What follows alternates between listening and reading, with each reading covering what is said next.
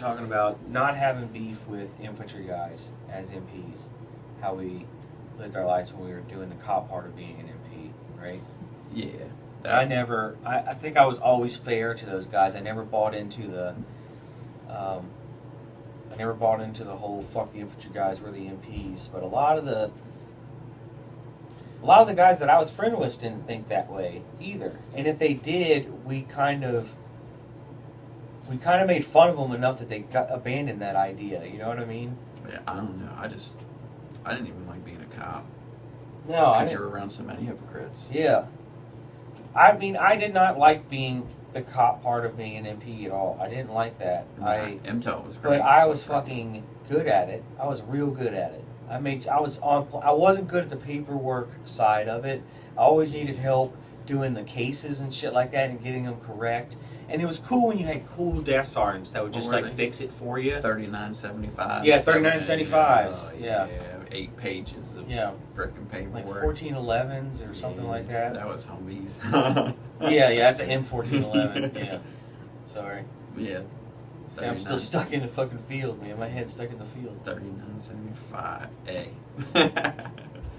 That used to be our comm numbers sometimes. Remember we did they did team lanes? Do you remember team lanes in Alaska?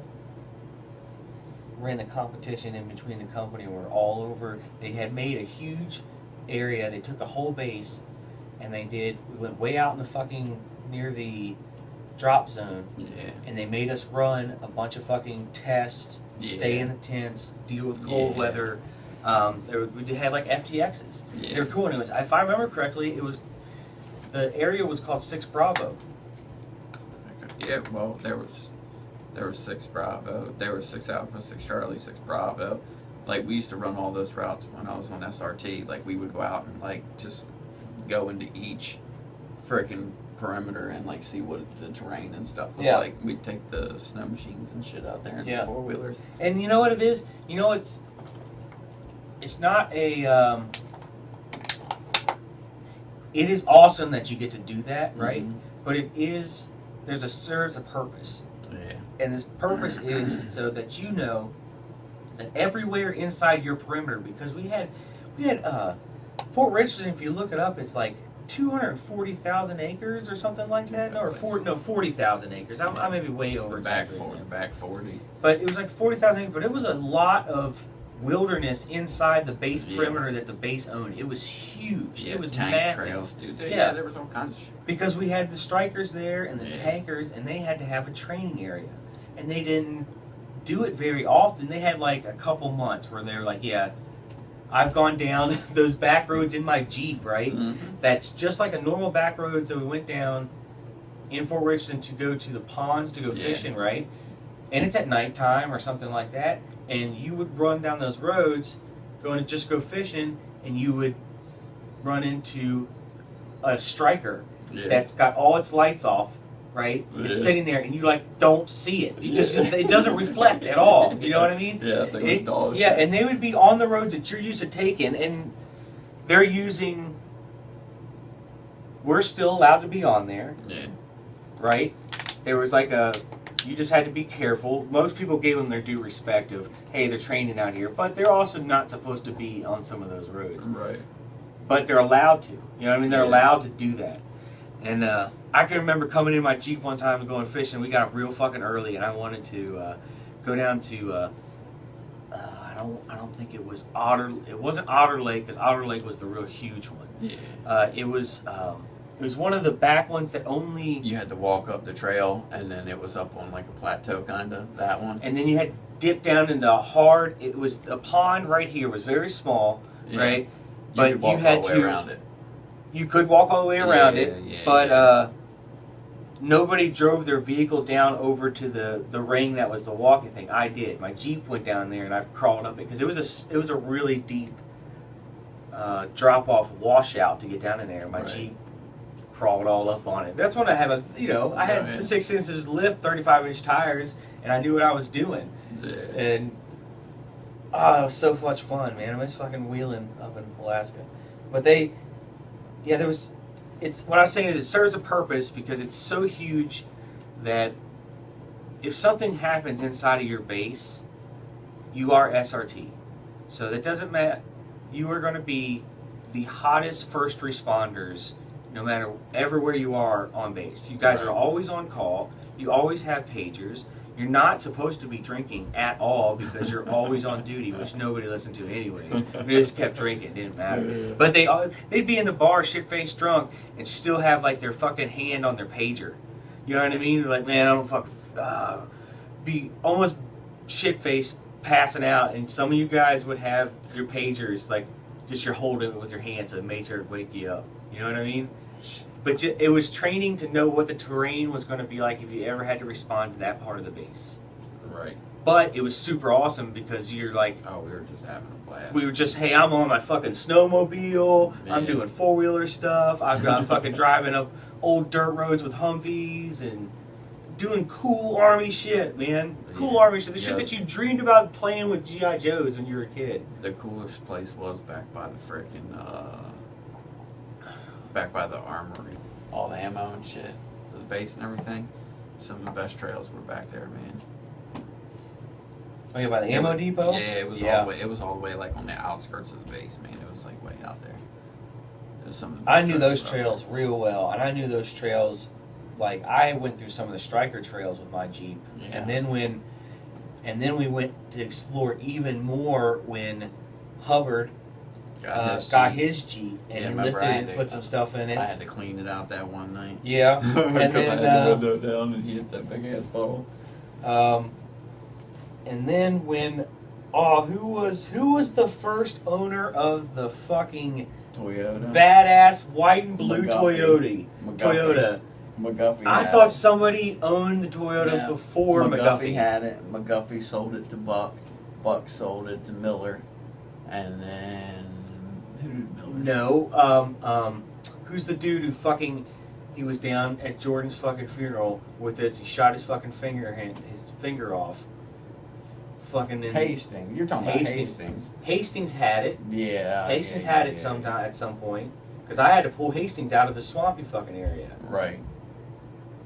Yeah, I don't know. I could have sworn McGuffey had it first. Or maybe McGuffey had it second. Because remember, McGuffey had that big-ass Chevrolet pickup. Remember? That yellow one? The yellow one that he sold to Mail. Yeah. Yeah. Mail was Dustin's friend.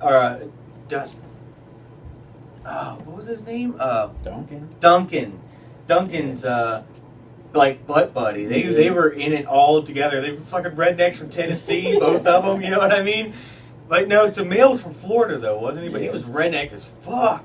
But those guys like were thick as thieves. Those two, man. They loved each other, man. They were the best of butt buddies, man. But McGuffey got rid of the big yellow Chevy boxed fucking truck. The old, I can't remember what year it was, but it was when the Chevys were super. They were old. It was like the box Chevys that looked awesome, and they were sitting on 38-inch fucking super swampers. Yeah, that thing was. It was a beast, and it had engine problems because it was running so rich. Like we're going through trails that we have to kind of get through and just kind of go slow and make it through, but that engine's made to be like wow, wow, you know, and you can't do that in some of that thick ass shit. Yeah, because you're just digging. Yeah, that fucking truck was the shit though, but it had so many issues. Yeah,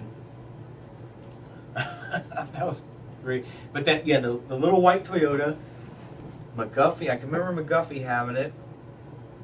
Hastings, I know he had it for a little while.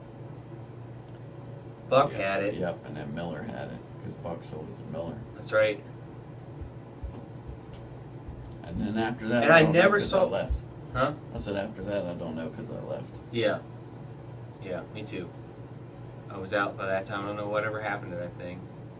I hope it's still fucking going. It's got an upgrade. It's still sitting in 164's parking lot. That's what I hope it's doing. I hope that truck is the truck for the 164. That's a company truck now. You need to give it government tags. It never expires. You go wherever the fuck it wants now. It's earned it. And the guys can be like, you know what? I think I'm going to fix up the axle in this truck. Like one guy just fixed up one part, you know? He's like, you're out, you know? Or first time, be like, oh, you want 45 days of leave signed? You get me a matching rim for my front one of the Toyota out front. Yeah. And I can make sure that happens. They That's can wild. barter through. That'd be a 164 thing to do, man. It needs a new 22 RJ Yeah. motor. Yeah. I had to pull that fucking Toyota out so many times when I was up there with my Jeep. But don't get me wrong, it gave me a couple bumps a couple times so that I could get out. And I remember that fucking striker trail, man. Remember where it was that big ass puddle, but then it had that stump in the middle of it, and you couldn't see it because it was like 4 foot in the ground. I don't remember that one. The one I remember, the big one I remember was you came up on this little plateau that was just like on the side of a fucking mountain with all these pine trees all around, right? And then the trail kind of went down off that plateau and cut into the mountain and cut up real hard and grazed an elevation like this, right? Like a reverse shooting star, you know what I mean? Like a Sidewinder missile going off is how the trail kind of looked when you looked at it. But it was deep and cut out on the right side because when the strikers go through that trail and they lean on that mountain, it's pushing down that right-hand side and it makes a bad trench. They're heavy vehicles. Strikers are so heavy. And they go up and I was like, man, that one's kind of got me scared. But I was with Hubbard. So I was like, all right, I'm going to go real fucking slow and I'll just see if once I start sliding or moving over to get off the line, I'll back off of it. We're not going to go. Right? So got in low and I just let off the clutch, put it in first gear, just let off the clutch, and instead of let it crawl, I was just crawling, and then it was still going. I wasn't digging in yet, and it was still starting. It was starting to climb the elevation of the Jeep, and I was just like, okay, now I'm like 50 feet from the top of that, and I can make it. Yeah. So I started kind of panicking because I was like, okay, definitely can't stop here. Right. Like, that's the worst part, to have to back down and get it right, or my Jeep's going to be sunken. It's going to have such a bitch to pull it out, right? And I was like, okay, so I gave it some gas, right? I was like, I got up on top of it. And I yelled back down to Hubbard. I was like, yeah, you're good. Just go real slow. But Hubbard got in there, and he wasn't as big and as tall as I am, didn't have as aggressive tires as my Jeep. And he got in, and he kind of came in through, but right when he came in through, Hubbard just smashed it. He was just like, wow, wow, wow, wow, and he had that rev limiter on that Jeep. He was like, wow, and I'm looking down at it, you know, I'm staring down at here, and I'm seeing his bright orange. It was that weird orange colored Jeep. Burnt orange. Yeah, coming up, and he's wow, he's going like this, and he's just, that rev limiter's just going, da, da, da, da, da, da, da.